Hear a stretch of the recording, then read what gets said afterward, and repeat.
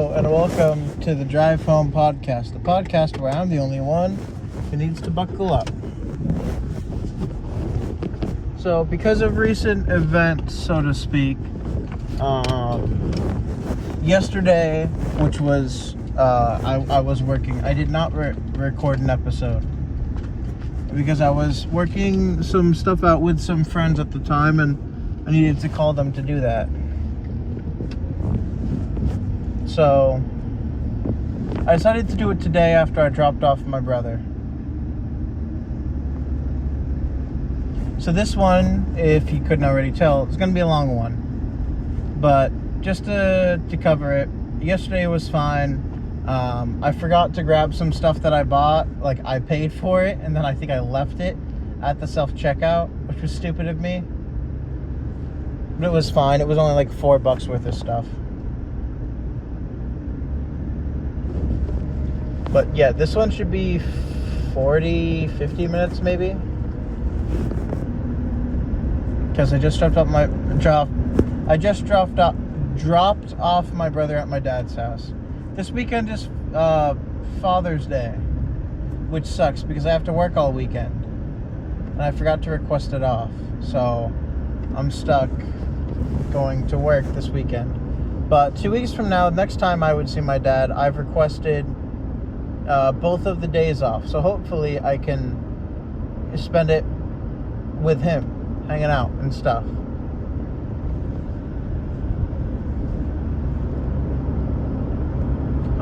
Something else I did. So I did something today that maybe a lot of you, I don't know.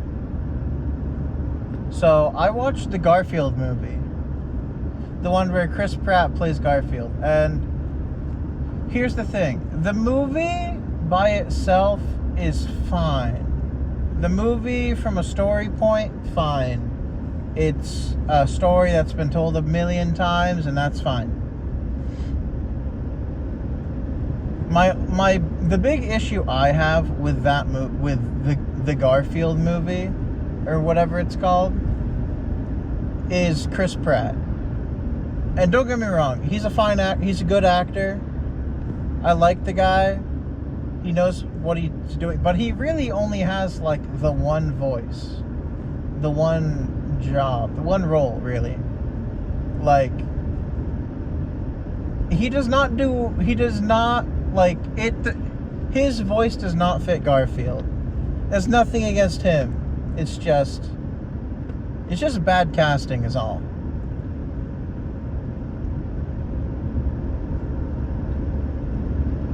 The dialogue in the movie is fine. It's more or less what I expected. And, if you've seen movies before, if you're an adult, you'll see right through the movie within the first, 10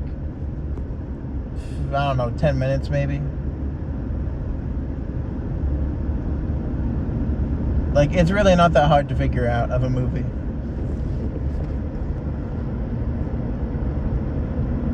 But, I don't know, I liked it as, a movie.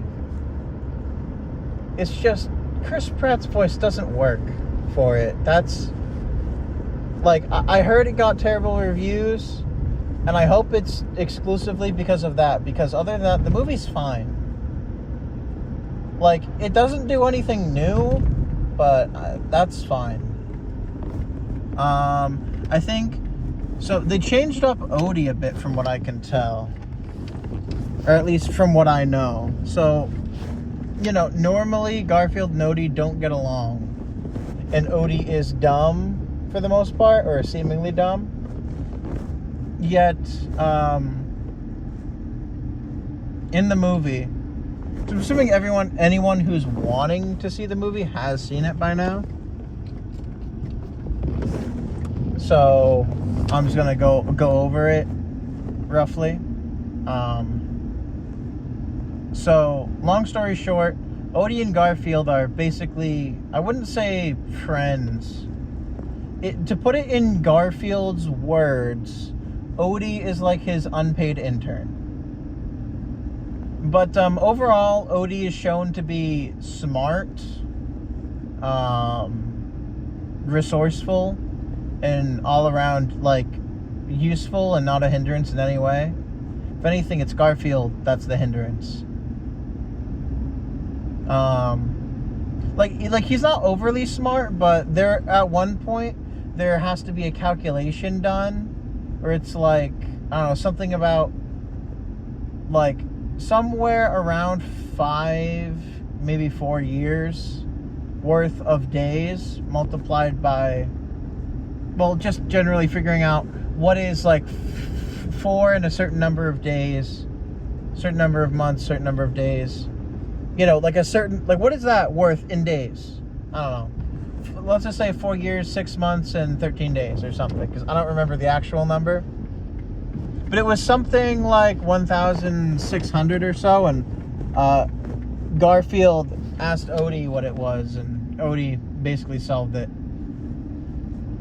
within like 5 seconds or less. You know, it wasn't a super important calculation. It was just something that, like, you know, showed the size of, like, showed the value.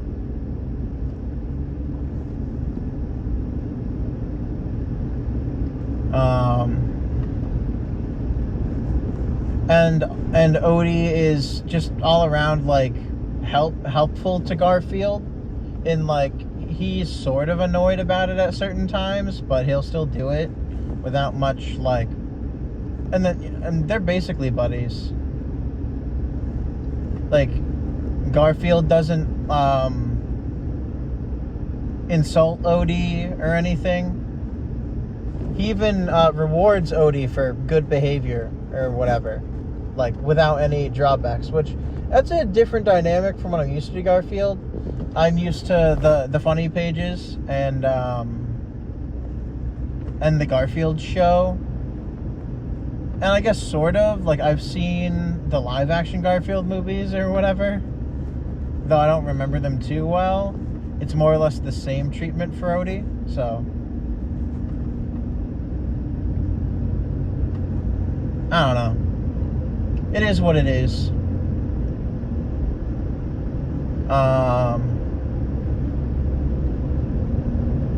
There are some other characters that I don't know if they're, like, new or not. Like, if they're exclusive to the movie, if they have some other stuff. But, so Nermal, so for all you Nermal fans out there, sorry to say, but Nermal is in one scene, and it's during a song, and he doesn't actually get to say anything, so sorry to all you Nermal fans out there, but he's not really in the movie. Oh yeah, and end credits. There is a colored comic strip of, like, of Garfield basically saying, "Why are you still here? Oh wait, I think I know." And then, so those are 2 each one. So "Why are you guys still here?" is the first one out of 3. The second one, "Oh, I think I know why you're still here." And the final one, "You're here for a sequel, aren't you? Well, ... And then that's the end of the movie. And it plays at after the final credits too. So, you know, spoiling that, but at the same time, it's like, not many people were gonna see it. I was the only one in the theater. I tried to get some of my friends to go, but one of them was busy and my brother worked today, so he didn't really want to. I don't know, maybe he heard bad things about it, or maybe he saw it without me and didn't say anything. We hadn't really planned to see it. I was just kind of bored and wanted to go do something today. And so I looked up stuff to do, and that was one of them. Because there's not too much you can do in my area. I mean, that's, like, not physically related, I guess. That wouldn't cost, like, a fortune. Like, I think it was less than $30 for the whole movie, not counting gas.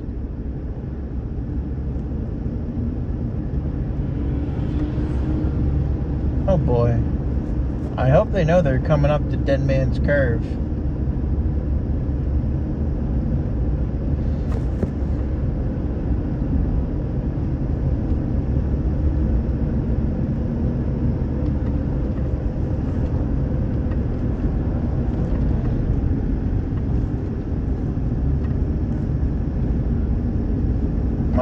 new enough, I guess.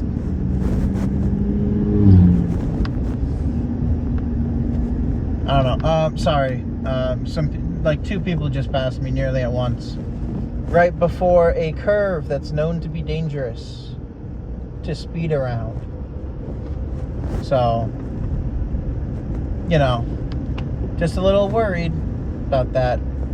I should focus on driving slightly faster, I guess. But anyway, that's probably enough about the Garfield movie. Like, it was okay. Like, you know what the movie is about, really. Like, yeah, you can more or less. You can basically just assume what the movie is about. And then, like, halfway through the movie, you basically know exactly what's going on. And, it works out the way you expect, pretty much. I don't know. It's a fine movie, like, for kids.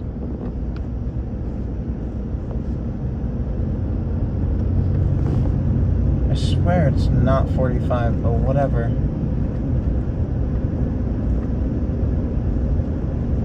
Some people. So that's probably enough about the Garfield movie. That wasn't too long. But, there's not really too much to say without telling you the entirety of the movie. And I don't need to get, sued, even though I was the only one who went to see it. And sure, it was like 1 PM on a Friday, but still. You'd think people would, I don't know. But I hear the audience score is terrible, so. And I hope it's just terrible just because of, like, the Chris Pratt voice. Because, like, nothing wrong with Chris Pratt, like, doing a voice. It's just the voice doesn't fit. If the voice doesn't fit, you're just doing it because you need the celebrity name. So, I don't get that. I'd rather have someone who does the voice that we want rather than, it's a popular guy. And, like, it was fine for the Mario movie. Like, that was fine. The movie itself sort of, like, because it's hard to give Mario a voice without just, because, like, he doesn't really talk. And then he has the really specific voice in the games that doesn't really fit Mario, in a sense. So having it doesn't fit him. I dare say I don't think it's 50. So, or faster. Jeez. People just do not know how to chill. Also, that was a no passing zone. Anyway, fine movie. I hope the reviews are just like, can you cast someone who, like, fits the role?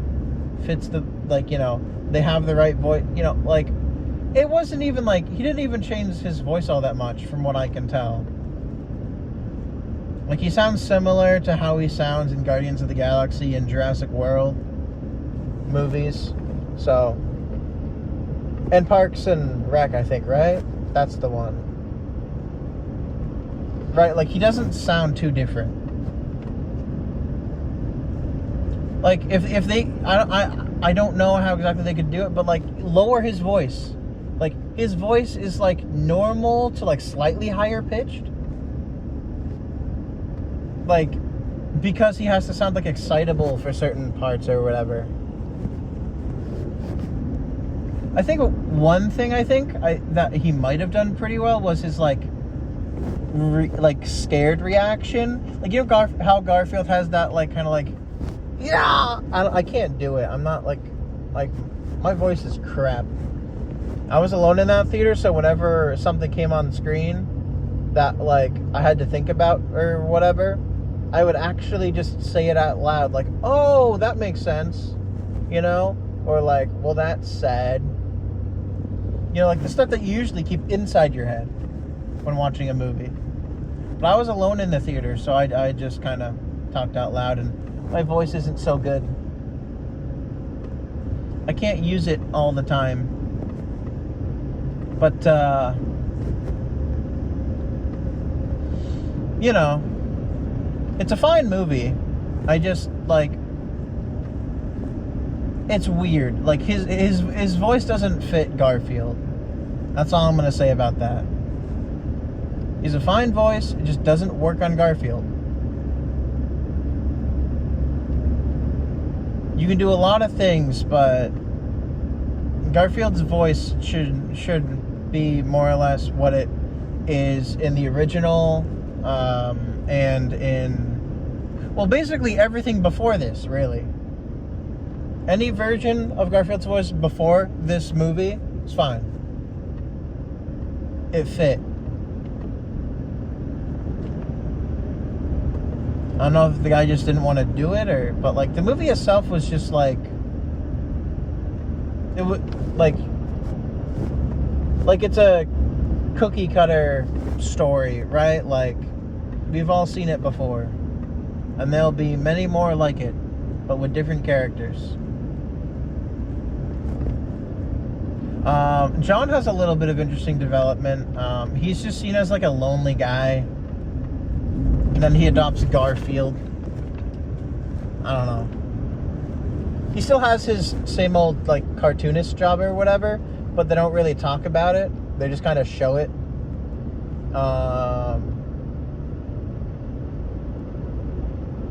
And Liz, I think is her name, the veterinarian that usually John is seen having like a crush on, at least from what I know, or is dating, I guess.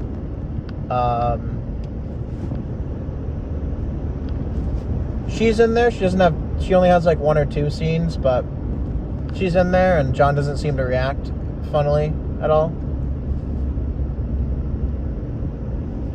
I guess it's because, you know, they're at the vet when it happens, and it's sort of like a, I want to say grounded, but I don't know.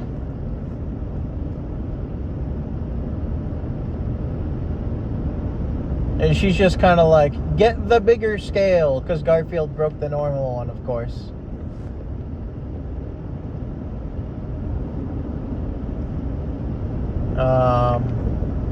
If they do a second Garfield movie, I don't know. I hope Chris Pratt will like put more effort into it if they take him back as Garfield's voice. I doubt they'll be able to make a second one, considering, you know, how well the first one did. But if they do make a second one, like, I don't know, edit his voice or something. I don't know what to do, but like lower it, like make it sound more like the Garfield voice that we're used to. I don't want to hear Chris Pratt talking through Garfield. I want to hear Garfield, right? That's I feel like that's the biggest issue with the movie. The only one I really have.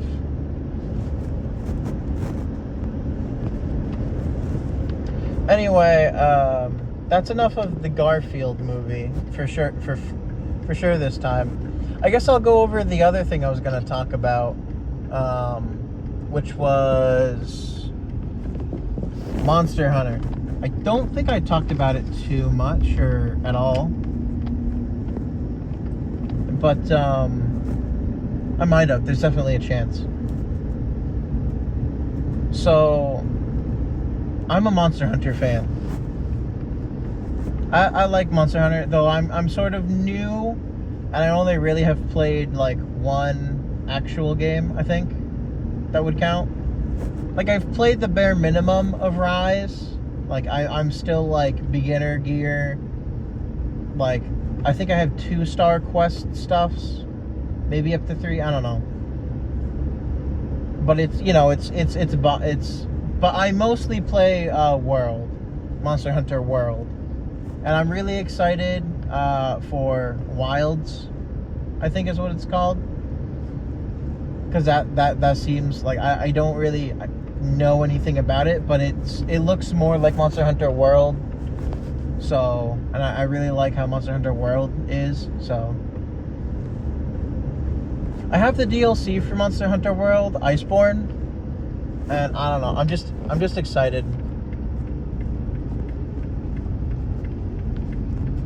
I kind of like the combat in Rise, but it's a lot to get used to when they change some things that I don't like.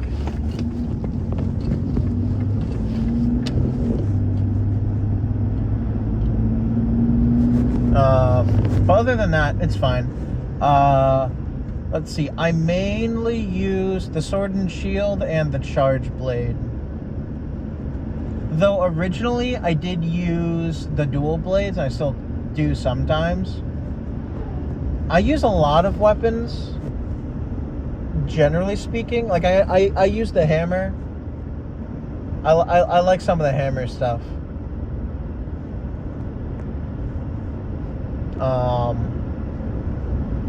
I don't generally use the projectile or the ranged weapons because they're a little awkward for me.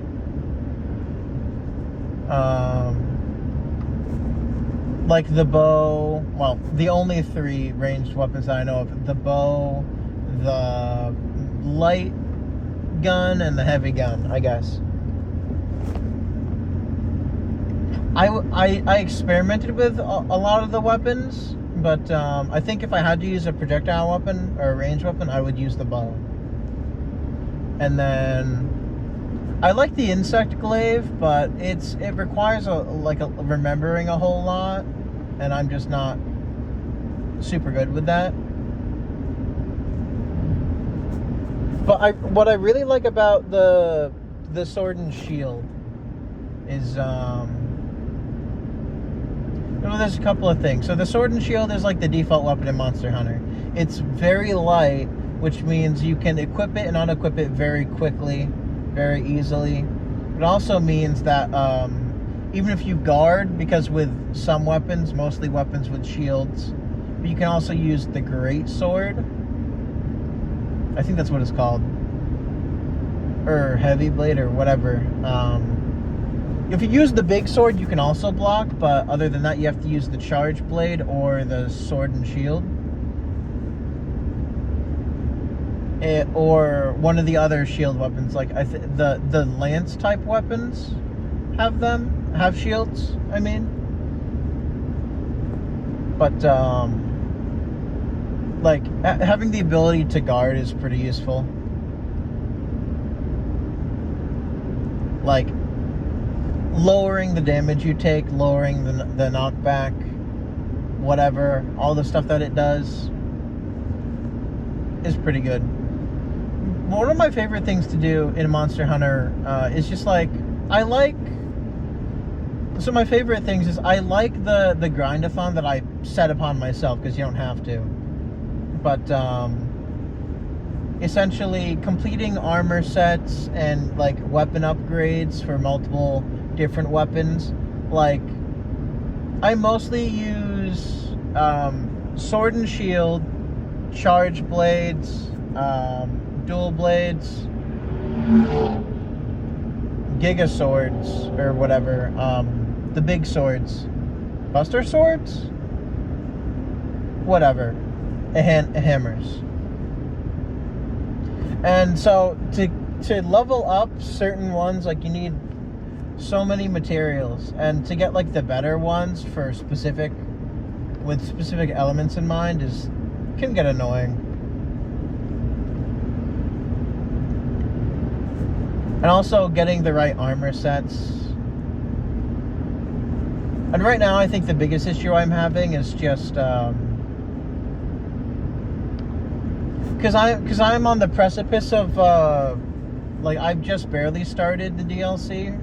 In a sense, like, I've had access to the DLC area and whatever for probably over a year now, but I just get stuck in the grindathon. Like, there are a couple armor pieces I'm missing. Just recently, I completed the Kushala Deora. Not the full armor set, but enough to get the unique buff that it provides, which I feel will be necessary later.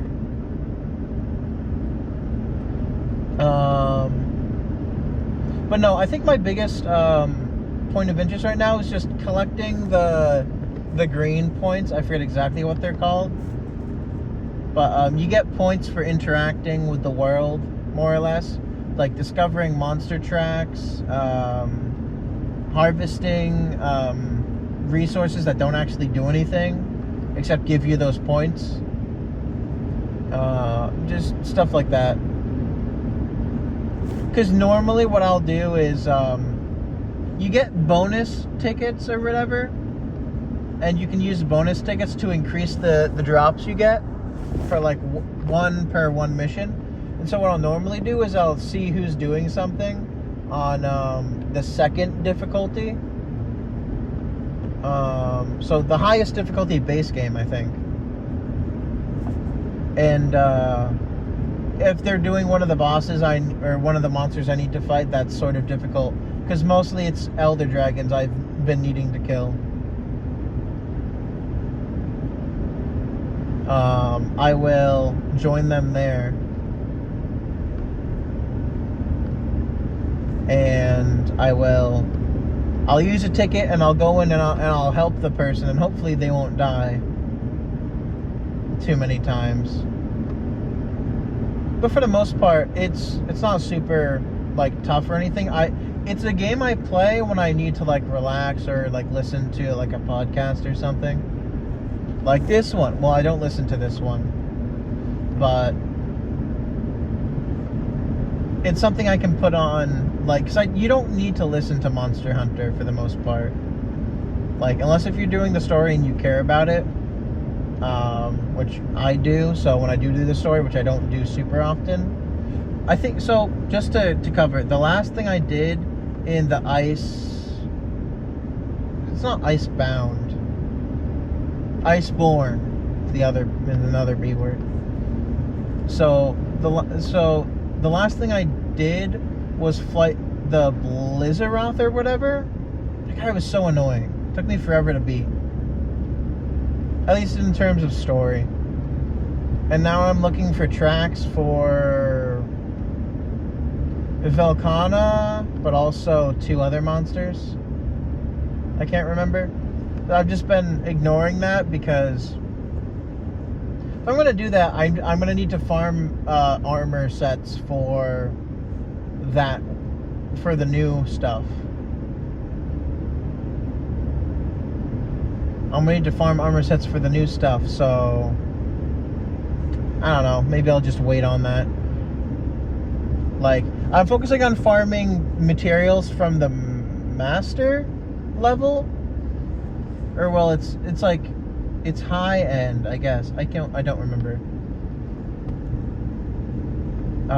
So whatever the not DLC, like the orange, like for those of you who play World or a Monster Hunter game with the same mechanics, I haven't gotten far in any other Monster Hunter to know what the specific case is. So high end missions, right? Like I think like 5 to 9 stars of difficulty.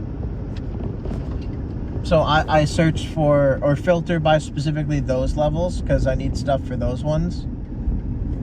So I'm trying to upgrade all of my like gears to essentially that.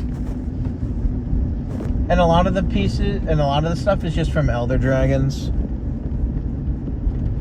which is annoying because fighting Elder Dragons can be a tad bit frustrating at times. I mean, Teostra is... I forget if Lunastra, I think that's how you say that, can do it too. But Teostra has like a instant kill explosion move that if you're not careful, you can die from it. I think I died from it the first couple of times when I had to fight it for the story. But at a certain point, I got used to it, and I take great advantage of the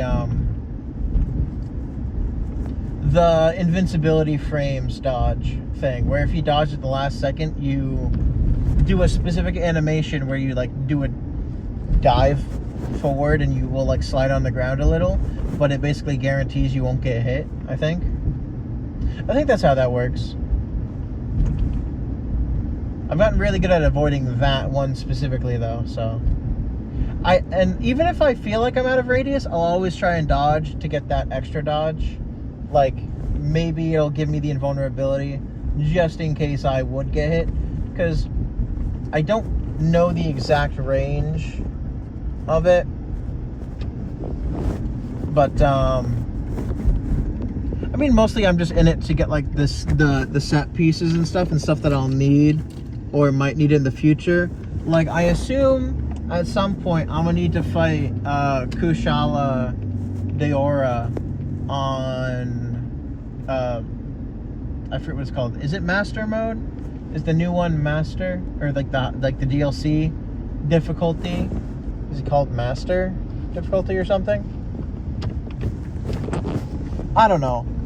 If that is what if it does become a thing, the only way to avoid the wind pressure stuff that Kushala Daora creates is with its armor set. So even if you have maxed out wind resistance or whatever, you would need that armor set to just be completely unaffected by it, which is really important when fighting it, because I also needed to upgrade some weapons. This will be the end of the special, as my throat is dying and I have gotten home. Thank you all for listening to this episode, and I hope to see you all in the next one. Bye.